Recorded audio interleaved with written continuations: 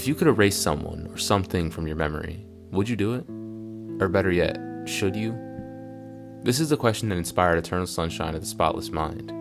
The idea originally came from a conversation between Pierre Bismuth and director Michel Gondry and was adapted into a screenplay by Charlie Kaufman. A concept alone isn't enough to make a film great though. It has to be well executed too.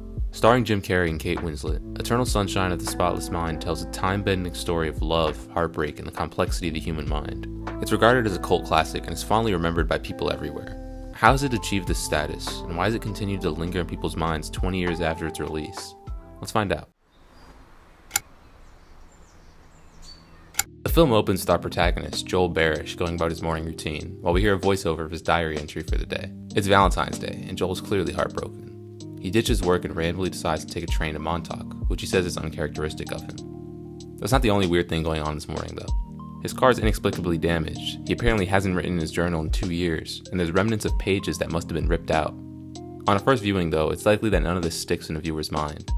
We're new to this world, and we don't know what's relevant and what isn't. What is clearly relevant, though, is this woman in an orange sweatshirt that seems to be following Joel. Joel also mentions that he falls in love with every woman that shows him the slightest bit of attention, and while not relevant yet, this line will prove to be key to understanding Joel's character. For now, though, Joel decides to head back home after seemingly wasting a day in Montauk.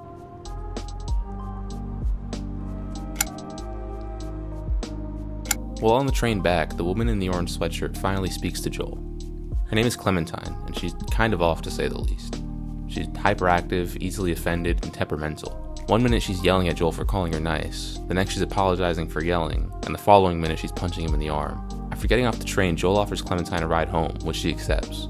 She also invites him inside for drinks after. And finally the two show some kind of chemistry. Up to this point, Joel's been borderline abused, but due to the fact that he falls in love with every girl he sees, he's kind of just went with it. Now though, there's a little more back and forth. I'm gonna marry you. I know it. For the most part.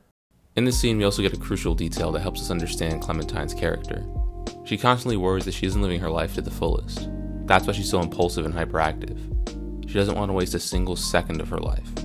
We'll dive more into that later, but knowing this makes her erratic behavior make a bit more sense.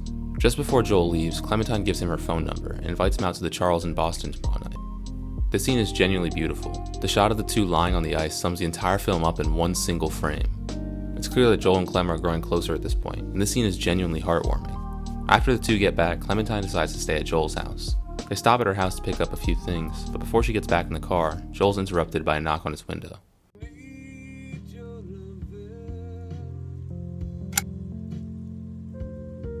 Suddenly, the film cuts to Joel crying in his car on his way home. He's followed by a van to his apartment, where he takes a pill and ends up falling asleep. Two guys then walk in carrying a bunch of equipment. Before we get an explanation on that though, we find out that Joel hasn't seen Clementine and she's changed her number. We're also now 3 days before Valentine's Day. Joel goes to visit Clem at her job, but she's there with a guy and doesn't even recognize him. Joel's venting about this to his friends Rob and Carrie, and after feeling bad for him, Rob shows him a card saying that Clementine's had her memories of Joel completely erased. Joel finds the place that did this, Lacuna Inc., and asks about the procedure. Apparently, Clementine was unhappy and willingly got her memories of Joel erased, and after much deliberation, Joel decides to undergo the procedure himself. The first step in the process requires Joel to go home and collect every single object that has any sort of correlation to Clementine, such as photos, clothing, or journal entries. He then needs to bring them to Lacuna, where they'll place the objects in front of him, monitor his brain activity, and create a map of her in his brain. For the final step, technicians will go to his home while he sleeps and erase the memories. They do this at home so that he can wake up in his own bed the next morning with no knowledge of the procedure. Hey Patrick, do me a favor, will you? Finally, the procedure begins. The memories will be erased in reverse, so the newest memories are what we see first. We begin with the last time Joel saw Clementine. She comes home drunk and says she's dented Joel's car. The two then get into an argument, and as she leaves, the memory slowly falls apart. And the following memories show us that this relationship had been trending downward for a while. They constantly argued, and it seemed as if Clementine was always annoyed with Joel. The sequence is visually stunning too. The transitions between scenes, not just here but throughout the entire film, are incredible. The way each memory slowly erodes and loses more and more detail as it goes on is insanely creative. This happens in obvious ways, like a car falling from the sky and Joel losing track of Clementine, but there's also small details like Clementine only having one leg in the scene, and later in the film, books losing their cover art. After this initial set of memories though, we begin to see happy moments earlier in the relationship, with one of these moments mirroring Joel and Clementine's date at the Charles. In this memory, Joel says he's the happiest he's ever been. He could die in this moment and be satisfied. and this is when Joel realizes he can't go through with the procedure. I want to call it off. He begs for the procedure to be called off, but he can't be hurt in his own memories. In desperation, Joel tries to come up with a plan to save his time with Clem, as their best memories begin flashing on screen while they're slowly erased. It's here where the version of Clementine in Joel's mind begins helping him try to keep the memories. She has the idea to try and hide her in one of his childhood memories, and this is one of my favorite scenes in the film. The shot of the rain in the living room and the transition into one of Joel's childhood memories is beautiful. The music plays a big part in this as well. The track is called Row, and it's a beautiful piano piece. The whole soundtrack is great, with its biggest strength being its versatility. This movie is chaotic and fast-paced, with violent mood swings from one scene to another. The soundtrack is able to keep up with this pace, and never does the track feel out of place in a scene. It always serves to enhance, never distract. And for this scene in particular, it becomes unforgettable. This plan to hide Clementine in a childhood memory actually ends up working too. But more importantly in this scene, we get a key to understanding Joel's character. Joel was neglected by his mother as a child, and this is what caused him to care as deeply as he does about a woman giving him attention. While I don't completely agree with the film's approach to psychology, that actually isn't relevant at all. The point of the scene isn't to give an accurate demonstration of how neglect in one's youth may affect them as they grow older. It's meant to show that Joel is controlled by his past. It's the commanding factor behind why he behaves the way he does, and this will be an essential piece of information as the film goes on. For now though, this plan to hide Clementine only works temporarily, as Stan and Mary end up calling Howard to help him track down Joel and his memories.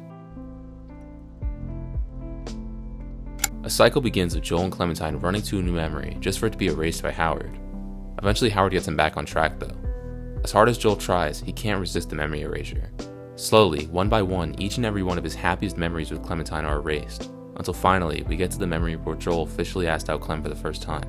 And I don't even know where to begin here. Every single aspect of the scene is perfect. I guess I'll start with the visuals. This is the scene mentioned earlier where the books slowly lose their cover art. The way the background slowly regresses until it's all just blank is pure brilliance. And the crazy thing is the fact the visuals aren't even the best part. The dialogue is unbelievably well done. Two of the best lines in the film are dropped right here. The first is Clementine's line about how people view her as a concept, that she'll solve all their problems. To which Joel accurately responds that she's effectively described almost everyone in the world. So many people look to a relationship as if it'll complete them, as if everything that's wrong in their life and all the insecurities they have will wash away if they could just find the one. And that's just not the truth. Everyone has their own problems, and it's up to each person to try and find their own peace of mind. To the extent possible, we should try and extend that peace to others, but we shouldn't rely on other people to provide it for us. This is genuinely profound and is yet another unforgettable moment in the film. And it's not even the end of the scene. Joel believes that things could be different for them if they just had one more chance. Remember me. Try your best. Maybe we can. This is the second of the two lines I mentioned earlier. Unlike the last example, where it was the principle of what was stated that made it special, this line is simply powerful. I'd go as far as to say it's one of the most powerful lines I've ever seen in a film. Everything about it, from the framing, delivery, timing, and that final shot of Joel standing alone in a blank memory. This is a nearly impossible scene to top, but of course this movie is going to attempt to do just that. I saw you sitting over here by yourself. Finally, we arrive the day Clementine and Joel first met. After this, Joel's memories of Clementine will be completely erased. Clementine brings this to his attention, to which Joel has a truly profound response. What do we do?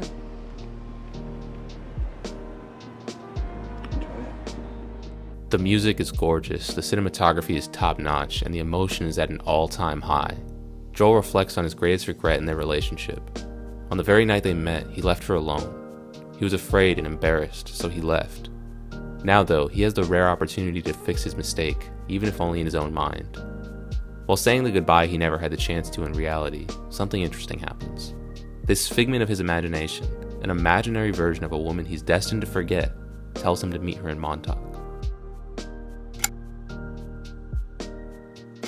After what was a slightly confusing opening scene, we finally have each piece of the puzzle. The first sound we hear at the start of the film is a car door closing, and that's Stan packing up the van. The second piece is Joel's car being inexplicably damaged, which we now know was a result of Clementine's drunk driving. The third piece is Joel's journal. Pages have clearly been ripped out, and it appears he hasn't made a journal entry in 2 years. The fourth piece is Joel's sudden urge to go to Montauk, and this could be taken one of two ways. The first way is that Joel simply knew Clementine so well that even in his crumbling memories he knew where she would be, and the second is that there's something tying the two of them together, whether that be fate or destiny or something like that. Either way, it's representative of the power of their love. There's more than just those examples, but those are the most immediately obvious. Up to this point, I've neglected to mention two of the most influential characters in the film, Patrick and Mary. Patrick is the kid that knocked on Joel's window in the opening.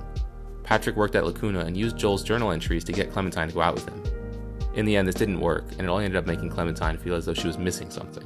And the other, much more influential character in hindsight is Mary. At one point, she reveals that she's loved Howard since she met him, and eventually she ends up finding out that this has happened before, and she chose to have her memory of it erased. And there are powerful implications to this. Love isn't stored in the mind, you can't simply erase it. And this gives us hope for our protagonist. Mary is hurt after finding out she had the procedure before, and Howard did nothing to stop her from making the same mistake again. In response, she sends each patient their tape where they say what it is they wanted to forget, in effect undoing Howard's life work. And among these patients are Joel and Clementine, after having reconnected in Montauk. Wait. What is it about Joel and Clementine that makes this relationship special? Some may say that it's some sort of soulmate connection, or maybe they're bound together by fate. I disagree with this notion though. I think the reason is far simpler. They complement each other perfectly, as strange as it seems. Joel is commanded by his past. He allows things that happen in his youth to dictate who he is and how he behaves. Clementine, on the other hand, is anxious, worried she's wasting her life. She's commanded by the future, allowing it to dictate who she is and how she behaves. Through Joel's experience during the procedure, he learned to live in the moment. He saw the experiences that made him who he is, and no longer let them define him. When Clementine asked what he should do now, he didn't try to run or fight, clinging to the past. He simply enjoyed the moments he had left. And now he's passing that lesson on to Clementine in reality. When she's worrying about all the reasons they won't work, and what could go wrong in their future, he responds with one simple word. Okay. The two no longer worry about past or future, only recognizing the present. And we're left with one final shot indicating an infinitely repeating cycle. Eternal sunshine of the spotless mind. What does that phrase mean? Eternal sunshine simply refers to eternal happiness. The spotless mind refers to things that are fresh or new. Throughout the events of the film, these characters have found eternal happiness in an infinitely new experience, finding each other no matter what memories have been wiped from their mind, because their love endures elsewhere, somewhere that can't be erased. Many films touch on similar concepts of love and the power of it, but as I mentioned at the outset, a concept alone doesn't make a film great. The combination of a truly inspired concept and near flawless execution is what makes this film unforgettable, which is proven by the fact that people are still talking about it 20 years later.